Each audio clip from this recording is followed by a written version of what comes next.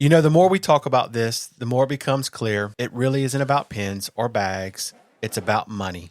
Or I misread that. Or even money. Let me do that again. Please. Oh, man, let me do that again. Oh, get ready, everybody. Here we go. Welcome to the fun. It's the Big Mouse Show. Step right up. Let me tell you what's the scoop. Jamie, Carter, Sam. Welcome to our crew. Magic in the air. Gonna raise the sound. Mensa active games where the smiles abound. Disney dreams alive. Oh, we're on a quest. With our family vibes, we're truly blessed. From the rankings to the laughs, it's the ultimate ride. In the Big Mouse House, let's enjoy the vibe. In the Big Mouse House, we're living the dream. With games and laughs, it's a magical theme. Welcome back to the Big Mouse House, where we talk all things Disney, from the rides to the food, to the details that take a normal trip and turn it into something unforgettable. Now, if you've ever stepped foot into Walt Disney World, there are a couple things you just can't miss. You'll see someone standing at a pin board, studying it like it's a chess match, trying to decide what to trade, and then right behind them, someone walks by with a perfectly themed Loungefly bag, matching their outfit, their vibe, and their whole Disney day. And the more you go, the more you realize these aren't souvenirs, they're collections, they're identity, they're conversation starters, and for some people, they're serious business. We've touched on Disney pins before on this show, but today we're diving headfirst into the world of Disney pins and Loungefly bags, how they work, why people love them, how value is created, and how something you grab for $15 or $80 can turn into something much bigger. And to help us do that, we brought in someone very special who actually lives in this world every single day. Joining us today is a Disney pin collector, a seller, and dare we use the word expert, someone who's built a name for herself in this space through buying, selling, and helping others navigate it. Keyword, helping. And don't forget, most importantly, she's Disney passionate. If you spent any time in the Disney collecting community, there's a good chance you've seen her work. Please welcome Amy Gard from Amy's Got Options. Hello, Amy. Hello. That's an awesome intro. Oh my gosh, I'm not worthy. Thank you. We also have Carter and Sam here today to kind of help guide us along. We're all just novices in the pins, and so we have so much to learn, but we're just going to talk about the things that make this awesome. We're so glad you're here, Amy, because we've been pretending to know what we're talking about when it comes to pin, and today feels like a fact-checked episode for us. So seriously, thanks for being here. Let's start with what matters the most to us, the why. Before we get into the business of things, tell us about you and your Disney story. Yes, absolutely. Well, gosh, I have been a Disney girl since I was 2 going on 3. I'm from Michigan. I'm a Mitten State girl. So if you put your hand up, this is absolutely required. All of you listening and all of you there in the studio, you got to put your hand up, It's left done. hand, and now put your finger kind of in the little crook between your thumb and your index finger there. Lake Huron is in that space. I'm right in the middle between your thumb and your index finger. So Okay. that's where I'm from. Okay. That's the cool thing about Michigan. You can use your hand as a map. And I'm on the East Coast. Here in Michigan, we say the West Coast is the best coast. I'm on the Lake Huron side, and Lake Michigan is far better. But I've been a Disney girl since I was going on 3. My parents took me on a vacation. I slept in the back of, this will age me because we didn't have to wear seatbelts back then. That's right. But a big old Oldsmobile in the 70s. And so this was 1976. Disney World was a 5-year-old park.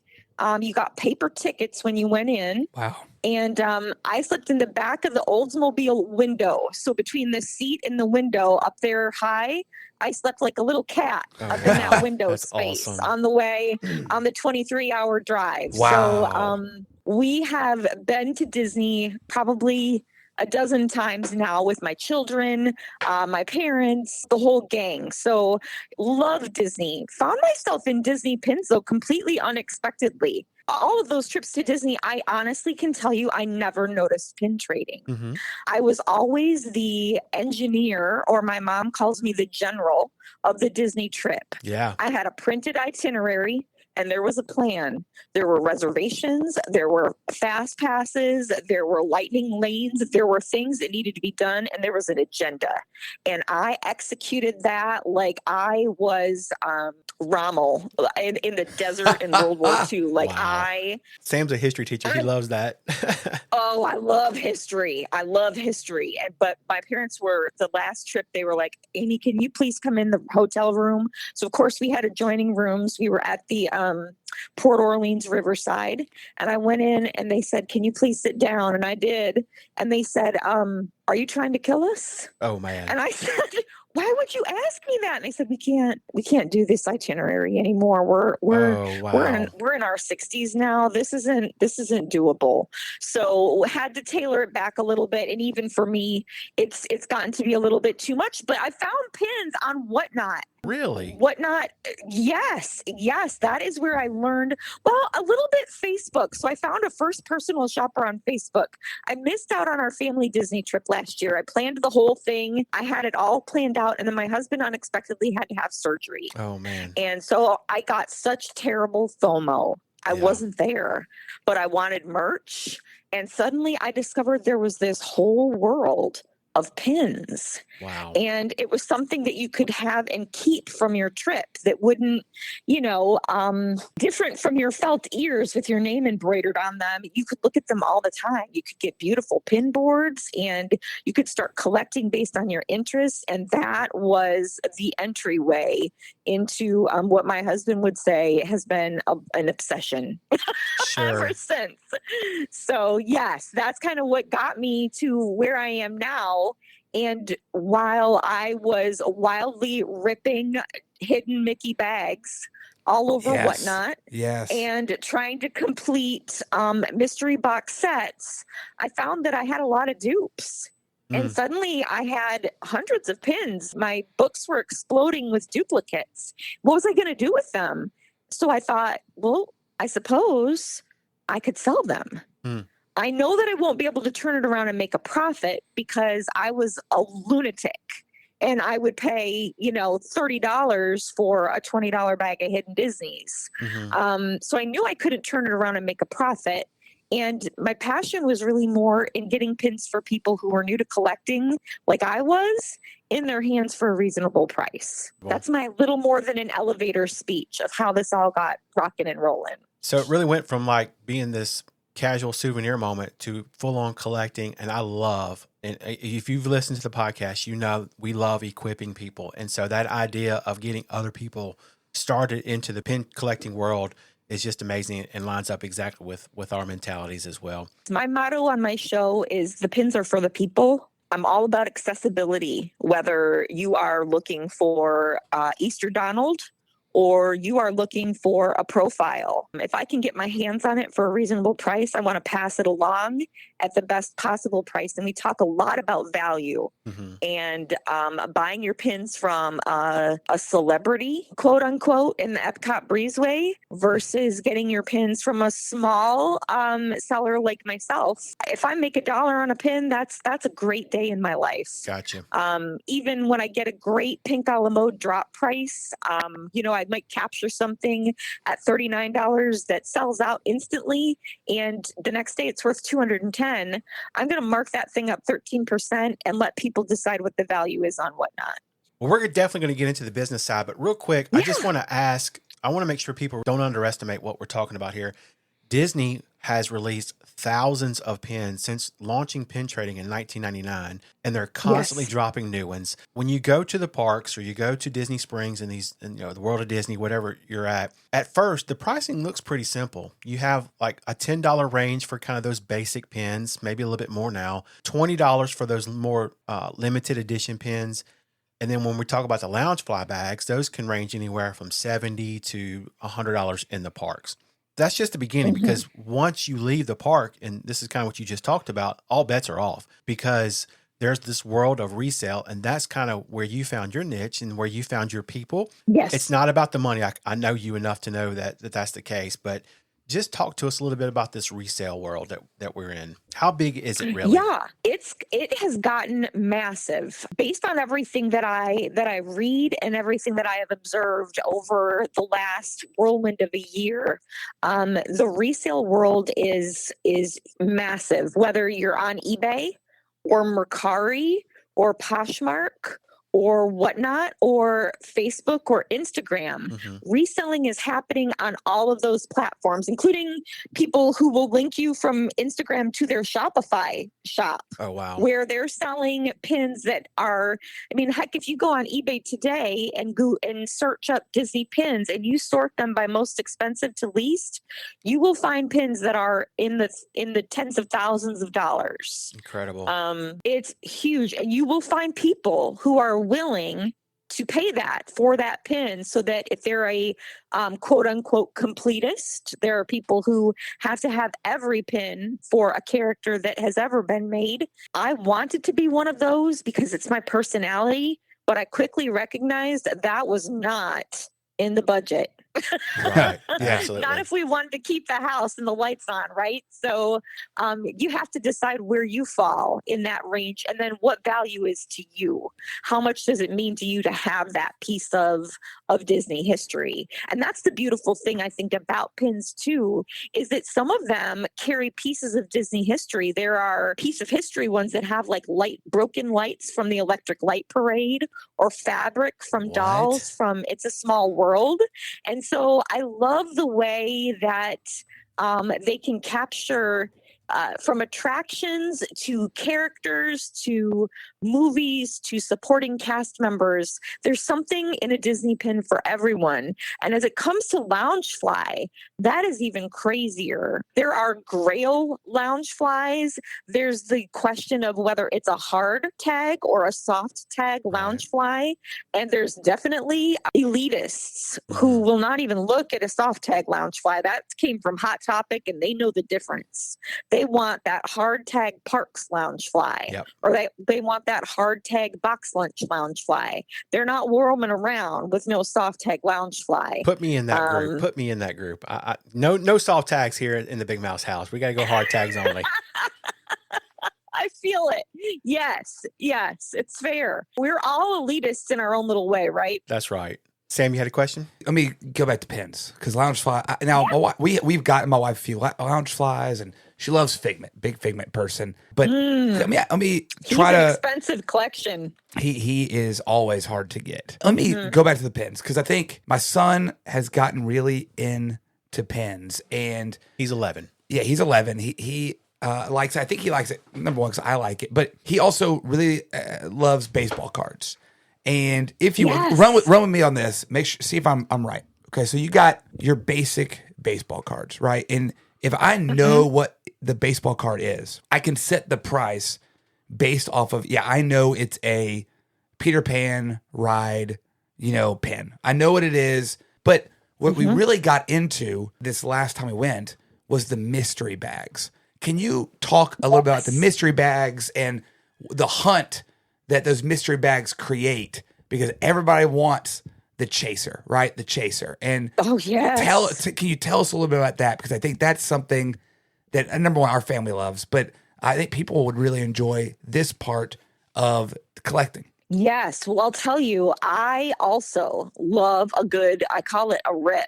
I love a rip. Yeah, it's like a baseball card pack, right? There's people on Whatnot, the card collectors, they're ripping packs, and it's the same thing. Yeah, absolutely. And there's nothing like a rip. And I don't care if it's a virtual rip on a Whatnot show or if it's a real life rip where I just literally ordered 30 bags and I sat in the chair at 2 a.m. and I ripped every single one of them and then just laid it out in front of me to look at it, look at my haul, right? Yes. And then photograph it and, clock the moment. I love them. The chase for the chaser is real.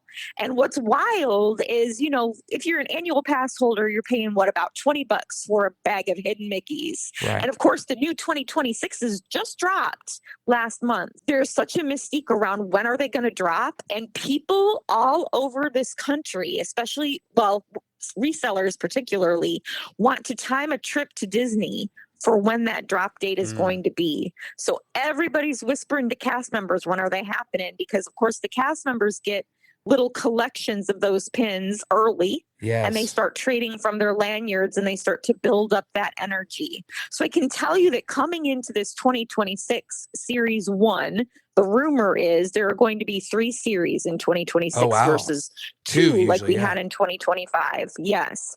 Wow. So already we were a little disappointed that we didn't have any Ds in this new series. Correct, right. There were no Walt Disney World Ds, but more specifically and much more passionately, there were no Disneyland Gothic Ds.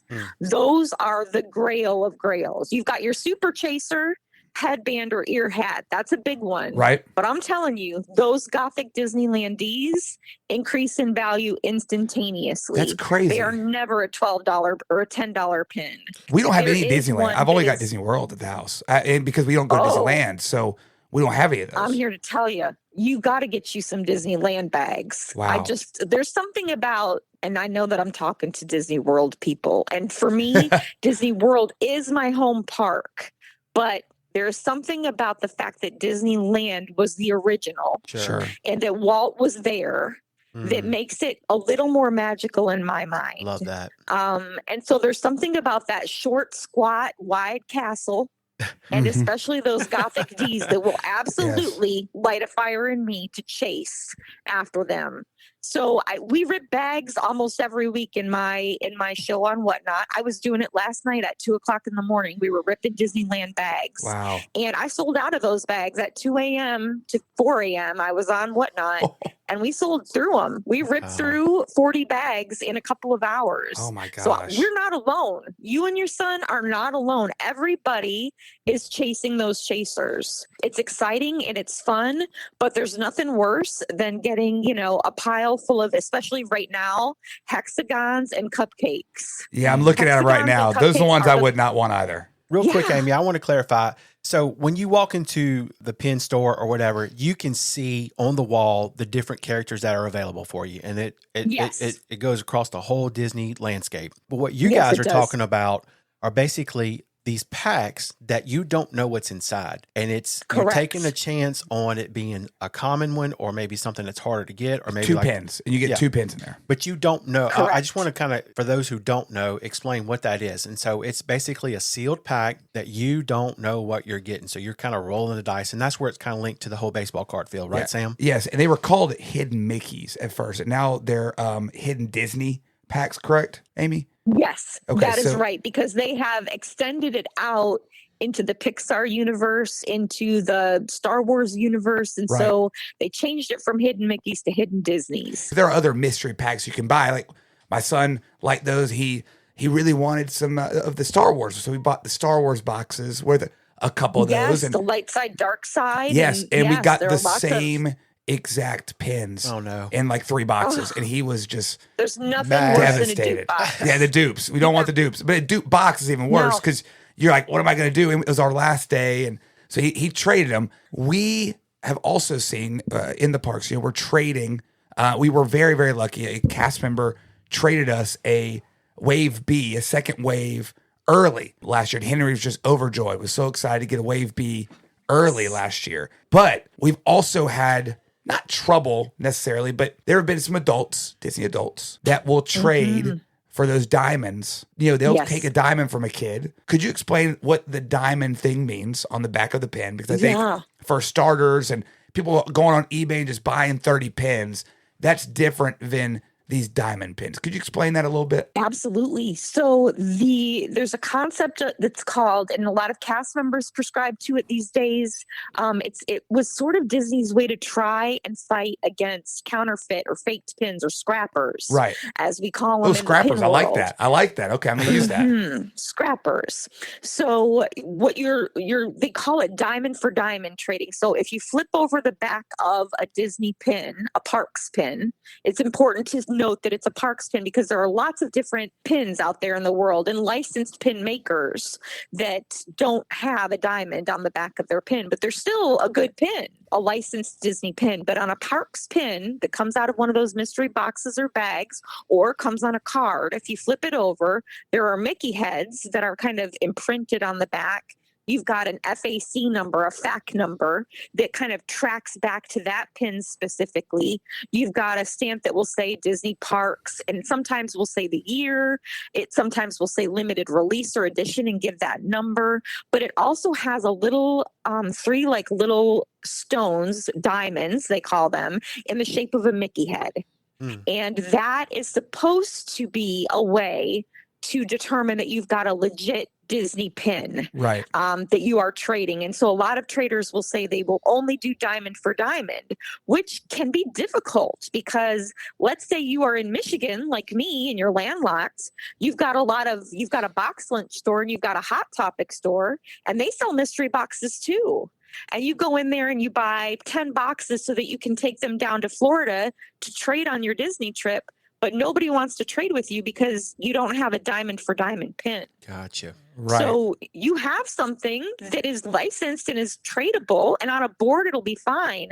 But a person might refuse your little one who's got, her treasured Rapunzel, but she's trying to trade for Pascal from Wave B, and nobody will trade her. Right. Even though that pin costs the same amount. So it's definitely tricky, but I'll tell you, the fakers have caught up with Disney, and there are now diamond fake scrapper pins being sold in souvenir stores all up and down I-Drive.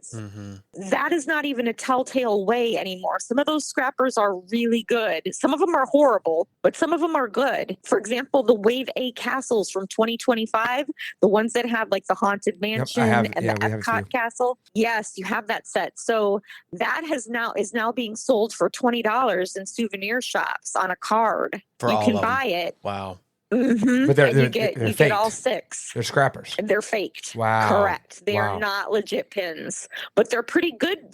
They're decently good fakes. And for a brand new person to pin trading, from what I understand, the parks boards are full of scrapper pins. Sure. Yeah, I think that's the tough thing as well, Amy, because you go and as a kid, you're not trying to rip anybody off. Like my son is 10 last year. He's not trying to trick anybody. He doesn't know what a scrapper is. No, he's just trying to get a pin that he likes. And then there will be the people with the board, and there are people that will take advantage of that.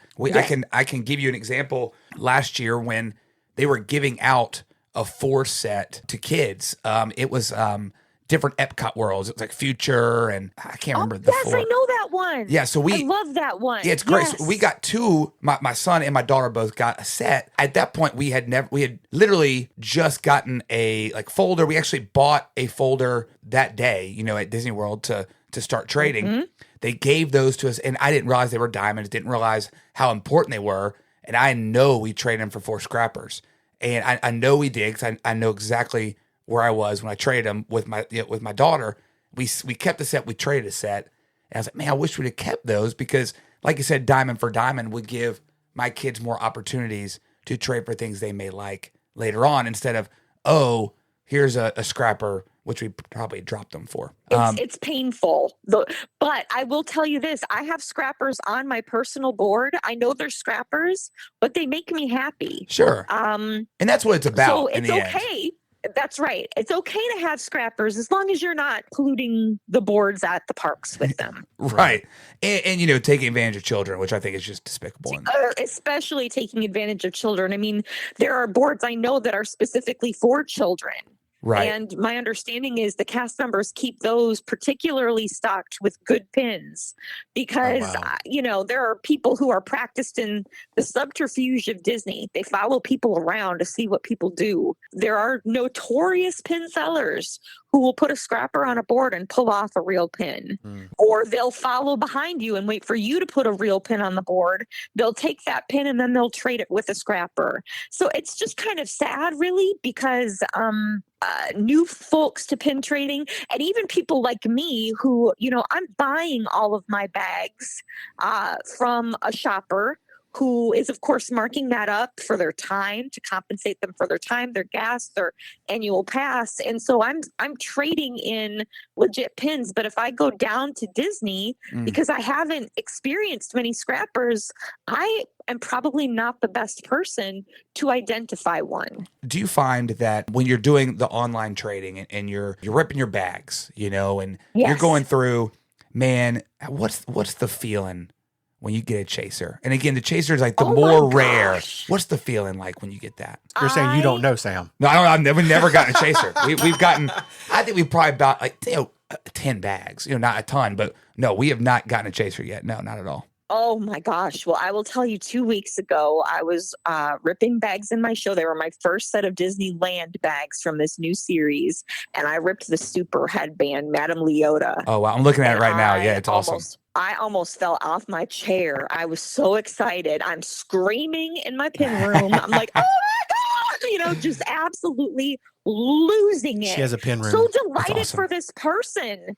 Who, well, it's also the pin room used to belong to my son, but he's at veterinary school right now. Well, hey, you leave So the home, poor you lose kid. your room. That's That's, right. that's it. That's what happened. Are you kidding me? This part kind of blows people's mind because there's an entire ecosystem that lives online. Amy already threw some of them out: eBay, whatnot, Facebook, Instagram, TikTok, Macari, Poshmark, those things. It's where Disney lives meet social media. Again, you walk into a store and you see a wall of pins. Those are the more common. You know what you're getting. What Amy and Sam are talking about a lot are these mystery packs. And there's a mentality out there, kind of like with baseball cards. I can buy 5 packs and hope I get something good, or I can spend the money for 5 packs and get the pin that I want. And so that's really where this resale market comes in. Amy, set that up for Sam and the rest of the people that are listening, just this whole online marketplace world and where you kind of come in. And you've hit a lot of it already, but where you kind of come into establishing this world of reselling pins. There are a couple of ways that people do it. You have what you would call a confirmed board. So, for example, you've ripped a bunch of bags and you've got a lot of duplicates. And so you put them on your board, settle your camera on that board, and you're selling off of a confirmed board and helping people complete their sets. Yeah. I get a lot of joy out of that. I get a lot of joy out of helping people complete sets. So a confirmed board is a great show. But a rip show is even more exciting because it's the unknown. And so then I'm laying out, say, 5 bags of hidden Mickeys in front of my trade board because you want to allow for trades.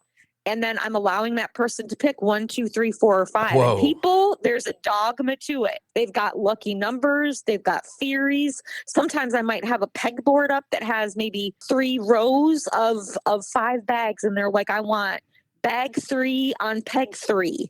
So there's a whole mystique. And then when you put new bags up, you best put those new bags at the back because they've got theories about where the luck is and last bag luck. And somebody picks bag 3, right? Last night in my show, bag 3.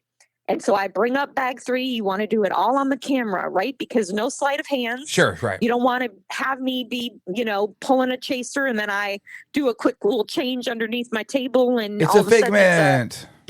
Yes. Oh, you're so lucky. You got a Donald's cupcake. Woo! That sounds like my nightmare. Right. The worst bag ever. So you're ripping these bags on the camera. You're showing the camera and that consumer their pin, and then you're asking them keep or trade, right? So if they get a chaser, you of course always want to have a separate little board that has chaser for chaser traders. If you're trading in Disneyland, wave A or wave B from 2025, where there were Ds, you want to have a D for D trade board because, a D is worth more than any other pin on that board. A D is not a castle. A D is not a, pink character or a yellow character. So there is a whole process to it. And then you've got to decide like things because some people come in and they aren't looking for hidden Disneys. Maybe they've completed their set, but they'll rip a bag hoping that they can get a chaser or a super chaser because that's going to trade well for them in the park on a coming up trip. But they see something on your confirmed board that they want more that's going to complete a set. So that's where those boxes come in. Like you've got Alice in Wonderland boxes and you've got Light Side, Dark Side Star Wars boxes, or you've got bags that have 5 ducks that look like characters from Disney, or 5 ice cream bars that look like various characters at Disney. So there are so many options, which is why I got the name Amy's Got Options, because I I want people to leave my show happy and with something they're going to be really delighted by when they open up their pin mail. At the end of the road of all of this is someone going out to their mailbox and pulling in a blue bubble mailer, because I have a very specific color of bubble mailer that I order. They're unrolling those layers of bubble wrap to make sure that that pin and that pin back is protected throughout the U.S. Postal Service savage shipping process. And I want them to open all of that up and have a feeling like they had a boutique experience, right? They spent $28 for 2 pins. I want them to feel really happy. Yeah. So I used to rip until I found what they were looking for sometimes. And that's why I got to where I had 4 or 5 confirmed boards.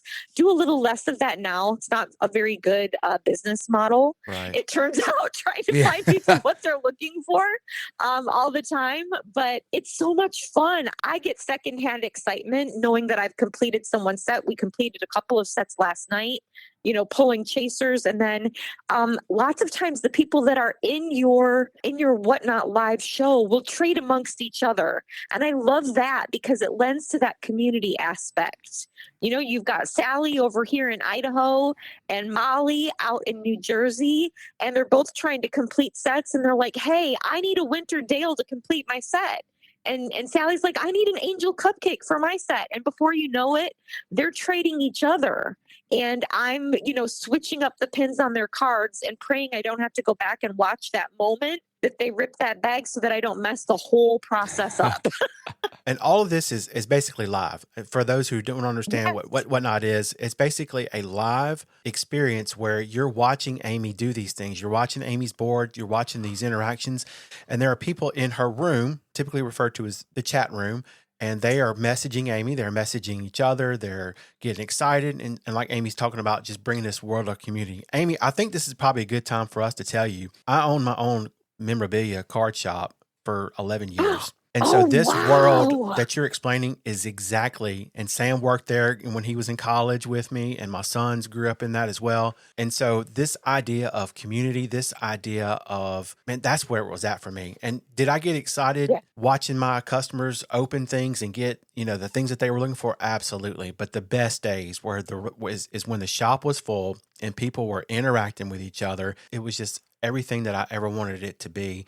And so I think that's really what you have here, but just in an online, so you can be in your living room and have that same experience. And watching you conduct your shows is everything to me because you get it. There are lots of sellers out there that do not get it, and you know what I'm talking about. And the people that are listening, you know that there are people out there. For every good person you have, you're going to have people that are going to try to take advantage, like with the scrappers or not trading fairly, not trading diamond for diamond and taking advantage of things. In reverse of that, for every bad person, there's people like Amy that do it the right way, that protect this community and protect the integrity of this kingdom that is collecting. And when you combine collecting and Disney, it's like the perfect world for us. And so I basically want to make people understand, or make sure that they understand, that it's a live thing that's going on. And Amy has different shows, and we're going to talk about where you can find Amy toward the end. But Amy, would you say that Whatnot is your main go-to platform? Yes. When I'm looking for things, I will use the full spectrum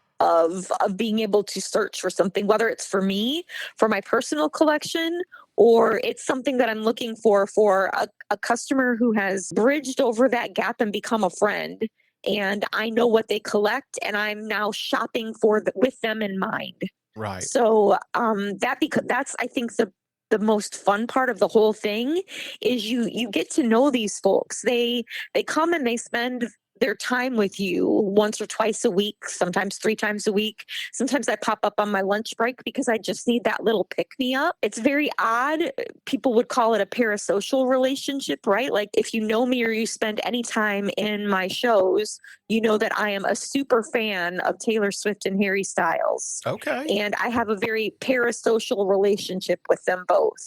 I'm convinced that my wedding invite is going to arrive in the mail to the wedding any minute. And I'm shocked that I have not gotten a phone call from Zoe Kravitz that there might be an engagement Oh my in the gosh. offing. That's So, funny. we have these parasocial relationships with one another. I know what the people that come into my live every single time, I know what they collect. I know if I'm going to throw a little pixie dust in their package, exactly what they're going to enjoy and what will make them smile. I know if they like tea or if they collect Alice in Wonderland and they love vintage Mary Blair artwork. I will throw a Mary Blair postcard in their package. So you get to know people, and so I shop everywhere for my show and for me, because Whatnot it doesn't make a lot of sense as a seller to get your inventory on Whatnot. You will never be able to get margin. You will never break even, because demand is making decisions for people, and people get very swipe happy. And I often caution them in my show. I will say, for example, when these 2026 bags came out, I said, if anybody overbids for one of these bags and you're paying $45 or $50 for a bag, I won't feel good about that. Right. I'm going to have to rip another bag for you, because unless you get a chaser, that feels like stealing. Everyone doesn't feel that way. That's and it's right. okay not to feel that way. Sure. It's okay to be profit minded. It's okay if you are looking at this to make money. I'm blessed that I have a career and a job that is able to fund my hobby, right? I don't mix the two things together. I never rip from my inventory for myself. I don't trade for myself off my own boards. So right now there are chasers that I do not have in my book, in my pin room, but they're not mine. They belong to the people. Wow. And they will sit on that board until a person trades for them, or until no one wants them long enough. And I'm like, I can't wait any longer for that Tiki Bird cupcake. I'm taking it. Right. So generally, though, that doesn't happen. And I'm always, if I have someone who's in my show and they're really desperately, like, they've ripped 5 bags, they're looking for one pin and it's a chaser, the odds are very good that at the end of that show, I'm messaging Sam and I'm saying, Sam, I know how bad you wanted that Dale Christmas chaser. I've got it. I'm going to put it on your card for you. You more than paid for him. He's coming to you at the end of all of this. Or, I'm piling up someone's order and they've got 12 or 15 pins they bought from me that night. I know what an investment that was. I know that's, that might be a week's groceries. That's a couple of tanks of gas. I'm going to throw a GoPin Pro board in, something that they can have that's tangible, so that when they open that package, they don't feel bad about themselves. We don't want anyone reflecting on their life's choices and feeling bad about it. That's really important to me in this community, and that I think maybe differentiates me from some others. Absolutely. It's my personality, and I think it's maybe because I found myself riddled in duplicate pins and having spent literally thousands of dollars in a very short amount of time trying to fill a little sad hole that was inside myself, that I missed this trip with my family and the memories that would be made, and had a few other little personal things happen in my life that I was trying to fill with, I think, shopping a little bit. So I don't want people to wake up on the other side of having been in my show and feel bad about the decisions that they made there. And at the end of the day, don't you feel like this community is a way to basically feel like you're at Disney World without having to go to Florida or go to California? It's a way to kind of connect. Absolutely. Yes. You've got people lots of times who are planning for their trip. So, if I pop up at lunchtime, I'm probably doing a dollar start show, and people are able to pick up pins that would ordinarily be $15 or $12 to $15. I'm losing money on them, but they're stale inventory. There's something that's not moving, and so they're picking up traders for their cruise or for their trip, and that's so exciting for me, because I know that I've helped so many people start the little pin board that they're going to take with them on their vacation. I'm doing for them what happened for me last year. They missed a vacation, or they're not right now for one reason or another. We're living in a tough economy. We're living in a difficult world. We're living in a world where the sliding scale of prices of the cost of going to Disney is only going up. And it's for some people, it's not accessible. but a $10 piece of Disney is very accessible. So bringing that to them and making sure that that magic that is Disney transitions through my live, my excitement for them and getting that pin, completing that collection or starting that collection needs to be at the same level of jumping on Pirates for the first time on your vacation. That smell that you smell, it needs to feel like that. That's right. You know, there's a smell to Pirates of the Caribbean, right? We all know it. That's right. Pirate and water. when you're in there, when you're on cue, you're like, oh, this is a whole experience. And there's that kind of damp humidness to waiting and the steaminess. And, you know, Disney makes all of the experience, even queuing is an experience. And I need to try the best that I can to bring that to a virtual show where only I am talking. All of their communication is via text. Right, which is so awesome. Yes. Yeah. I love to try and convince people to co-host. I'm always like, do you want to be a co-host? Because then I can talk to them and it's not a one-sided conversation anymore where I'm talking and, you know, I hope that I'm talking about things they're interested in. So lots of times I will ask people who are customers in my show, I'm like, I got to go grab a battery brick. You're going to be the host for a few minutes. Will you pop on? And you can co-host someone and then they're talking. I tell you who I've come across recently in the online community, and they're all over YouTube. It's Summerly. Okay. And they run around the park and they do challenges that are always pin based. They're on Whatnot as well. And they do a show probably once a month. But what they do is Summerly's kind of the fun, energetic. She runs around and has a really, really good time with it. But her counterpart, his name's Jacob, he brings in the history aspect of these things. And what he does on his show is he prints off these cards and matches up like the history of that particular pin or that character or something in the park to kind of tie in the history of it with that actual pin. And girl, they are killing it with that. Again, connecting Disney with this process and how this goes, it's just so amazing to me. But I want to move on to something a little more practical, Amy, because I can't think of anybody better for this. If someone's going to Disney soon and they're listening to this and like, man, you know what? I want to give this a try. They want to get on the action. Yeah. How do they start? What is the best beginner strategy for a new pin collector? First of all, I mean, if you want to go the Whatnot route, here's a few things to avoid. Don't go on Etsy or eBay or Amazon and buy a lot of 50 pins for $25. Those are not going to be real pins. They're going to come in little tiny Ziploc bags and they're all scrappers. You won't find a single real pin in there. Don't do that. You are way better off to save your money and either jump on a Whatnot show and scroll through. There are dozens upon dozens of shows happening every day. Look for a small seller that's got a little room. Some sellers will sell trade boards, 6 pins for $30. Or ask, will you bundle? I'm getting ready to go to Disney. Will you do a bundle deal for me? And we'll pull up some traders for you and pop them on a little board or on a card to take you.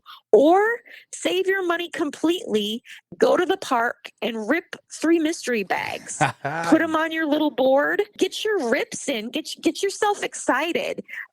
Have one of those little charts on your cell phone that shows you what the chasers are. You don't want to trade your chasers away unless it's for something good. So get a little bit of familiarity with what's trading right now. And a great way to do that is go on Whatnot and just watch shows. Sure. Double tap the screen and make the little hearts pop up and ask questions. Nothing makes me more excited than someone who comes in who's brand new to pin trading and they start asking questions. I geek out about that. I want to talk about it. Let's talk about your trip. I don't care if you spend 1 penny with me. Makes no difference. The more people I have in the room, the more I pop up in the algorithm, and the folks who are swiping are going to swipe. But I'm so excited. I had a gentleman come in toward the end of last year, and he was planning for a trip. His granddaughter is going to go to a cheer competition at Disney. It's probably getting ready to happen anytime now. He was starting to put together traders. And so he would come into my shows when I would do what I call warehouse sales, when I have so many pins in my pin room and I just, I need to clear out the clutter. So I dollar start them, and those pins might be going for, $5-6, but 2 months ago they were 12 or 15, but now I'm trying to clear them out. And so he started asking questions. This gentleman's from Missouri, and before I knew it, he was in my show. His wife was in my show. His daughter was in my show. His sister was in my show, and they were all asking questions. And now I see them all over Whatnot. And I joke with them when they pop in my show. I'm like, I see you were cheating on me again with Blues Lady or something, in another show. It's so fun. Just those shared moments. I know that the very first pins they got were from me. Right. And that's really exciting. And I tried to set them up and send some little bonus extras. Everybody's got an extra Easter Donald hanging around if they collected those Wave A's. Throw an Easter Donald on. He's a good trader. He'll trade in the park like any other pin will. So my best advice is, immerse yourself in the community. Watch the TikToks. Watch YouTube. There's so much education out there. And, watch what is this? Is it Disney Kevin who trades behind Space Mountain? Right. Or over in that area? In He's Tomorrowland. kind of Disney famous. He's a very fair trader. He's very educational. So you can, even if you never trade with the person, you can still learn a lot from them just by watching the content. And if you vibe with somebody, keep coming back, keep asking questions, and just interact. Rip your bags at Disney for the lowest possible price, right? Especially if you're brand new to the hobby. Right. Don't spend $1,000 on Whatnot trying to complete a collection. If you're brand new to the hobby and you don't even know if it's going to stick, but you've got a trip coming up soon, wait. Rip those bags in the park and get that thrill yourself. Don't give your money to Whatnot, because really at the end of the day, all that's happening is I'm just buying more inventory with the pins, and I'm paying Whatnot for a place to do this. I think it was Sam who said that his son is that you guys are into Star Wars, right? He loves and it. there are a lot of great Star Wars pins in the parks. So yes, ripping those boxes, even though you got 3 dupe boxes in a row, which is absolutely the rottenest thing that can happen, and you were at the end of your vacation, which makes it hard because now you're on a quest, right, to run around the parks and complete the 6-pin set. And will you find people who will trade with you? Cast members are always a great option. Cast members aren't going to trade scrappers, and cast members will, for trivia, lots of times trade you a chaser. So look for the good people. Don't go to the Epcot Breezeway on your first never venture. Never. I don't even know. I don't think I'm ready for the Epcot Breezeway. It's too dark under there. It's like a dark, dungy place. I'm scared of the Epcot Breezeway. Another place I've seen a lot of them pop up, a lot of the traders, is when you walk into Hollywood Studios on the left, it's like the photo cabin looking thing. I walked in there one time, and Amy, there was probably 20 people in there with books that were 2 feet thick, just full of pins, and they were just getting after they're rolling in with a Hoken bag. That's right. Right. Oh, if you have a rolly bag of figure pins, you are above me. It's the next level experience. That's right. Next level. These aren't the droids we're looking for.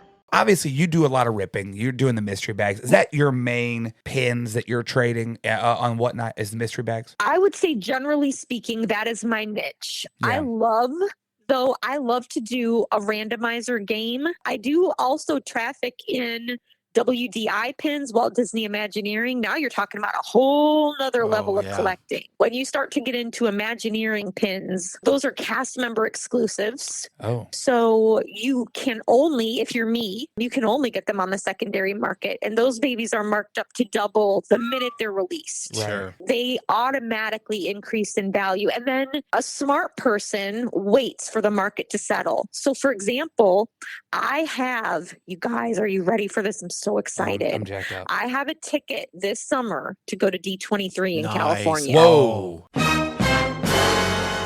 Amy, Here we drop go. the mic. A three-day event where I will hear about all of the new, latest, and greatest things coming at Disney. It's not just pins; it's the whole Disney situation. New attractions, new lands, their plans for expansion, all of it. Movies, But everything. Yeah. I will also get a preview of everything that's coming in 2027 to the pin trading world. I will have access to pins that you only can get from D23. Amazing. I've been telling people ever since I got my ticket that I'm going to D23, and that we are on the Amy's Got Options show. We are going to revolutionize what happens with D23 releases, because rather than deciding that I'm automatically tripling the value on those, I'm going to mark those pins up 13% above retail, which is what Whatnot's case is. I'm going to let my community decide what the value of that pin is. Wow. Oh, that's great. I'm not going to go on eBay.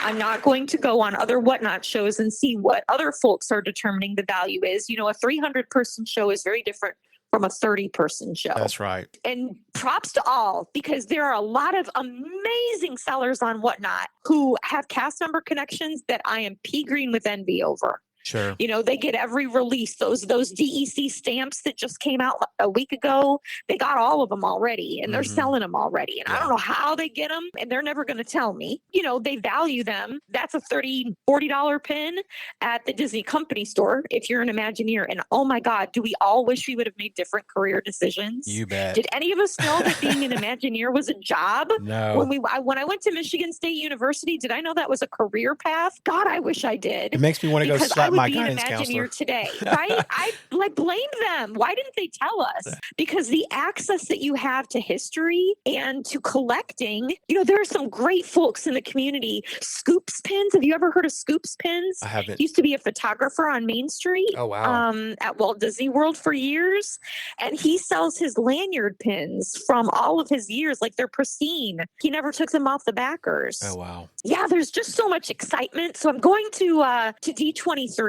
I'm going to have access to pins that will, the next day after their release, be valued at sometimes 10 times what they were purchased for. Wow. I know that I can only change my small corner of the pin collecting world, but in my own way, I'm going to do that. So it's really interesting. I had a box of limited edition pins that were only limited to like 300 pieces were made of these pins. And then some of them were a limited edition all the way down to 100 for the chasers. When we're talking about hidden Disney bags, it's important to note those are an open edition pin. Even a chaser is an open edition pin. It's rare because there are less of them by the percentages, but there's hundreds upon thousands of hidden Disney bags. You can get that chaser in any of them. Your chances are, you know, it's possible. Right. So don't be crazy and don't go out there and spend $100 on a super chaser unless you have literally invested so much in ripping bags that you can't anymore. Right.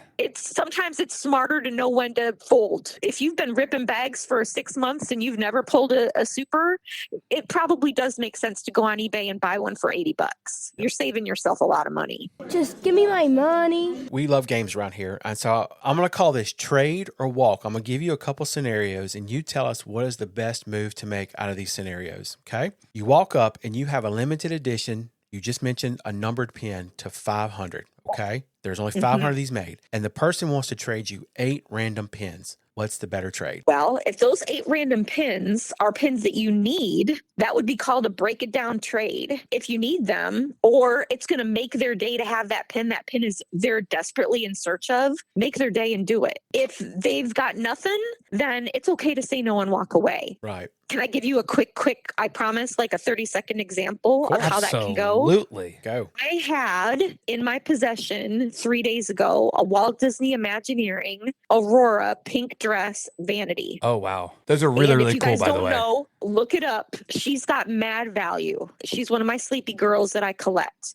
But the vanity, when I got it, I thought it was everything I needed to make me happy. But when I got it, I didn't love it. I'm going to be honest with you guys. I felt like Aurora looked like she had Kylie Jenner lips. Oh, She had a lot of fillers going on in her mouth. And let's be honest, original Aurora from the 1950s is very angular.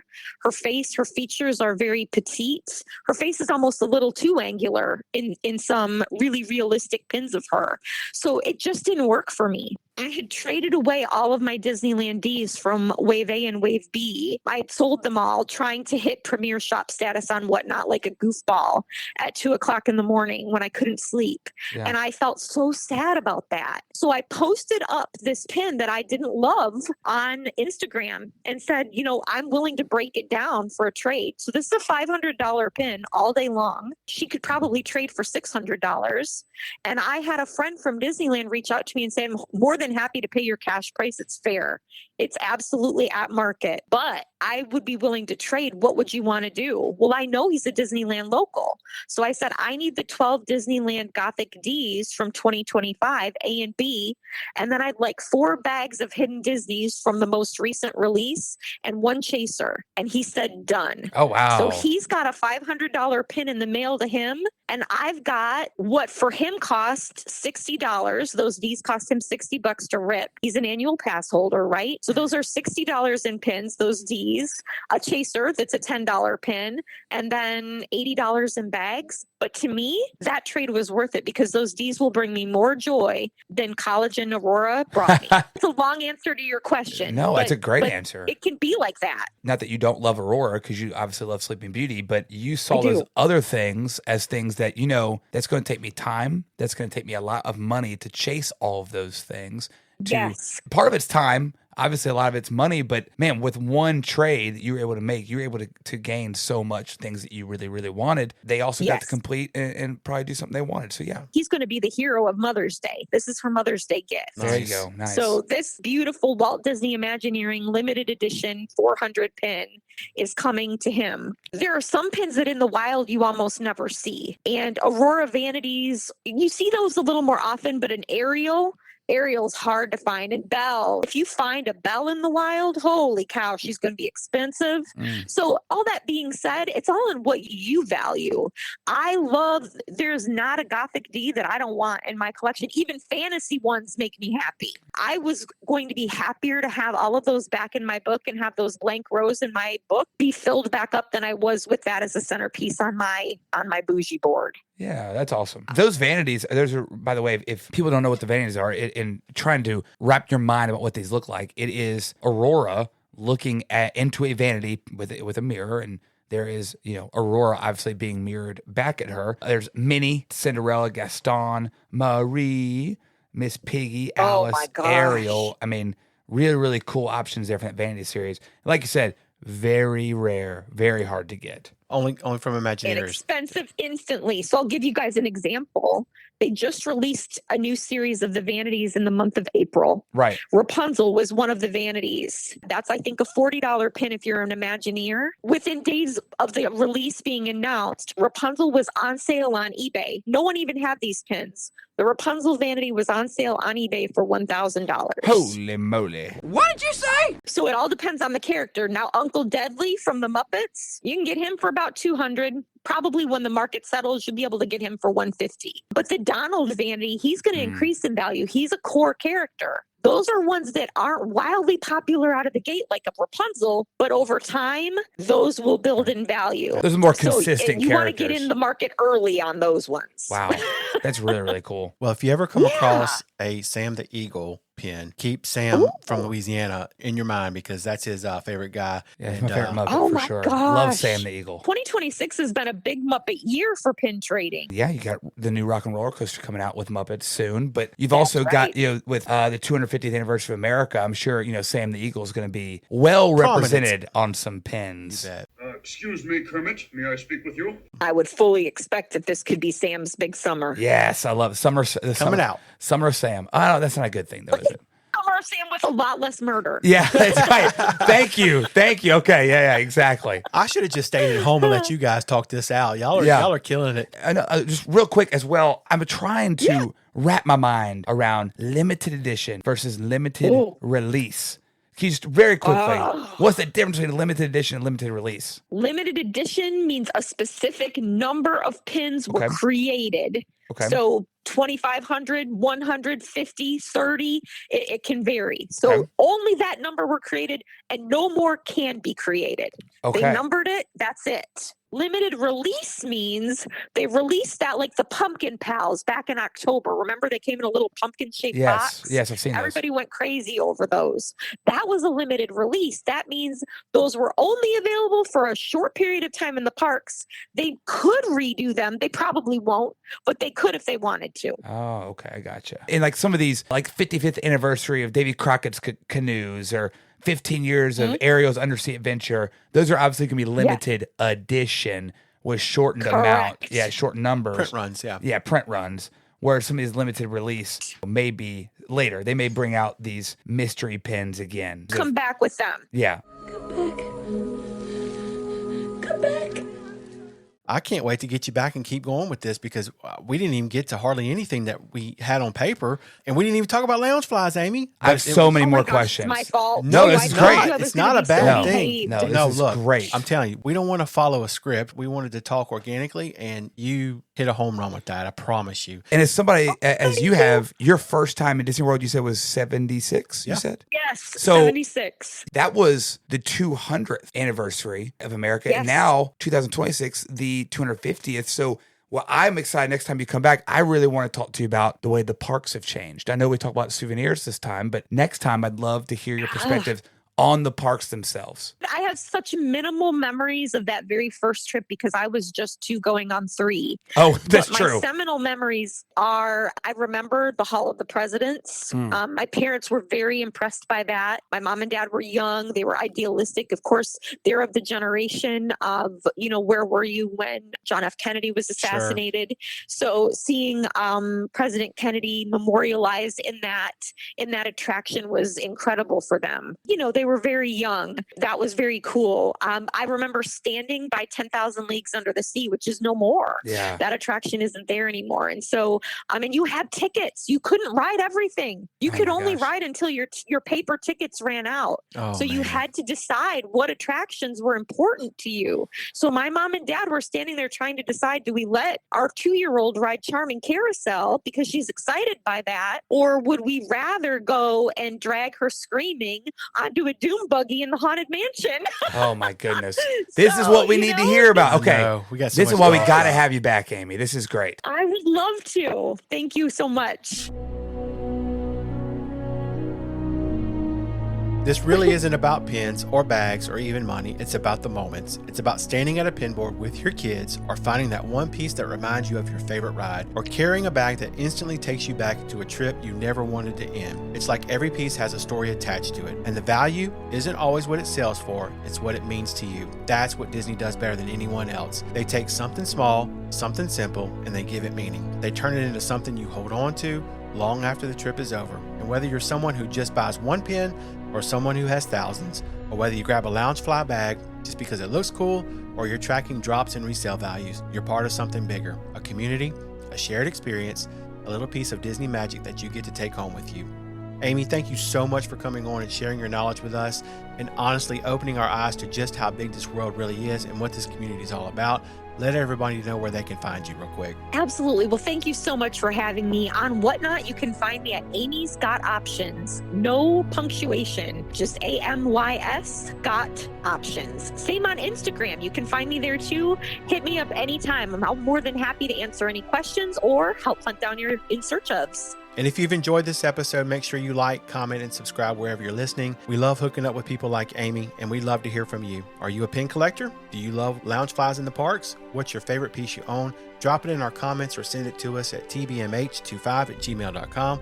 We always want to hear your story. And next time you walk through Disney and see that pinboard or that perfectly themed bag, just remember, there's a whole world behind it. We'll see you real soon. And remember, there's always room for one more in the Big Mouse House.